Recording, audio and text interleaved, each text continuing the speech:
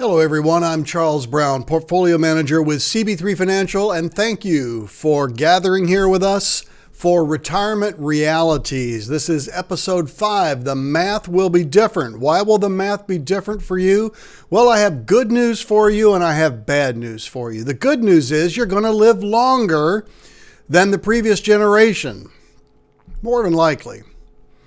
What's the bad news? The bad news is you're going to live longer than the previous generation, and you've got to be financially prepared. And in this episode, we're going to look at the rule of 72s as to why the math will be different and why it's so important that you understand how the math works, because the math does not change.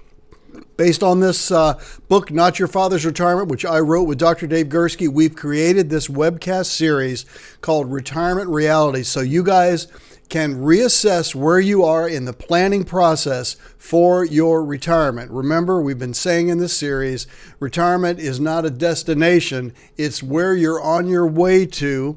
All right, it's not just saying we've arrived, now we can go and tour the world and hang out and visit with friends. It's more than that. Our generation of baby boomers doesn't just simply want to say, we're done now. In one of my earlier episodes, it was one of my favorite experiences doing the research on this project.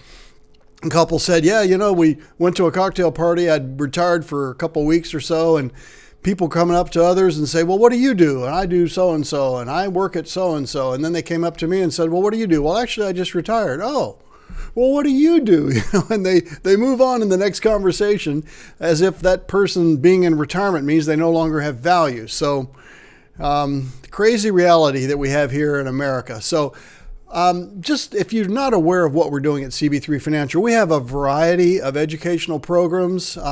We'd ask you to subscribe to us on YouTube. Click the little button there that subscribes, and then click the bell so that you get notified whenever we upload new content. Either CB3 Live, which is a live broadcast, the Monday Market Mashup, the 1 Minute Wisdom Series, the CB3 Wealth Wisdom Series, and we are considering adding other educational series from time to time because we at CB3 Financial really highly value education. So Today, whenever you're watching us, what are we talking about? We are talking about the rule of 72s. This is the basic math that you all need to understand. This was designed, or discovered, I should say, by Albert Einstein. Einstein realized that 72, and he never really figured out why the number 72 was so magical, but 72 divided by the interest rate equals the number of years it takes for money to double. So if you look at the chart, let's look under the 3% column. So let's say that you begin work and you graduate from college, and you decide, my parents just gave me a $2,000 check. I'm going to put that in a 3% CD. Well, first of all, you can't get 3% CDs today, but if you could, 72 divided by the interest rate, that's 3, equals the number of years it will take for that money to double if you just keep reinvesting in that CD. All right, so 2,000 becomes 4,000 24 years later. 48 years later, when you're 70, remember you graduate at 22, 48 years later, that money's worth $8,000. Seems pretty pathetic, doesn't it? But that's because the interest rate is so small, which is why it is very, very difficult to prepare for a successful retirement with fixed income investments, certainly in CDs. Now let's look at the next column. 6% investment return. So we're going to double that. You would think, well, this got to make 8, it's going to make it 16. It's got to be better. Well, yeah, it is better. In fact, a lot better. Still not very exciting as far as preparing for your retirement. But let's look at this now. So 6% historically, not now, but historically has been about what 10-year bonds have yielded, 10-year notes, long-term treasury bonds, anywhere from 5 to 8%, but we're going to call it 6. So 72 divided by 6 equals 12 years. Again, that 72 is that magic number that Albert Einstein discovered works to create this equation. So it takes 12 years now to double the money. So after you graduate from college, you take your $2,000 gift from your parents, and in year 12, now you have $4,000. In year 24, you have $8,000. 36, you have $16,000. And when you're 70, that $2,000 became $32,000. That's pretty impressive. except that it's not nearly enough to keep up with inflation and the other needs of life. All right, so let's look at a 12% investment. Now, the long-term historical return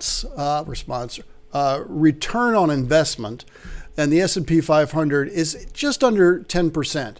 But most recently, and this is back to our financial shows. If you want to go over and watch CB3 Live, you'll see my philosophies there. But we're going to use the 12% return because I think that's entirely doable with us where we are right now in a secular bull market. So 72 divided by 12 equals the number of years it will take for your money to double. So if you put $2,000 after you graduate from college with that gift from your parents into the stock market. It doesn't really even matter at age 22 what you invest in. Obviously, you can't invest in a company that goes bankrupt. But let's just say a mutual fund or an exchange-traded fund in the S&P 500 or 50% S&P and 50% NASDAQ. That 2% becomes $4,000 6 years later. And then 8, 16, 32, 64, 128, 256. It's over $500,000 when it started at $2,000.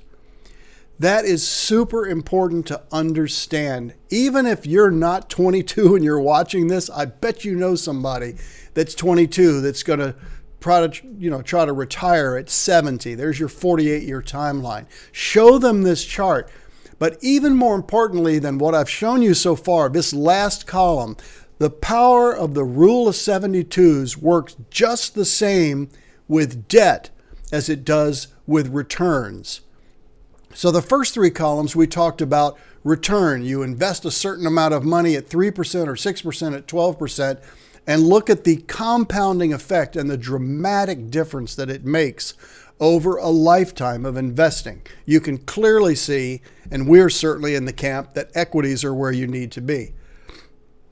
But I need to point out this last column. Now, debt works the same way. Let's just say that you know someone that took that $2,000. They didn't spend it on something to invest.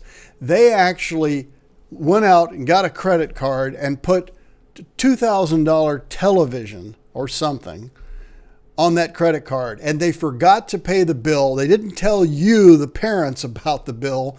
And somehow the not the insurance company, but the credit card company did not call you. All right. What would happen if that $2,000 compounded over those 48 years? Look at the chart and you can see 2,000, 4,000, 8, 16, 32, almost $2 million you would owe by the time you're 70.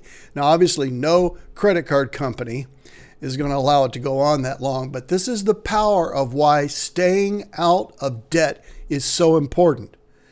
That is the first and most important fact that I'm giving you in this series.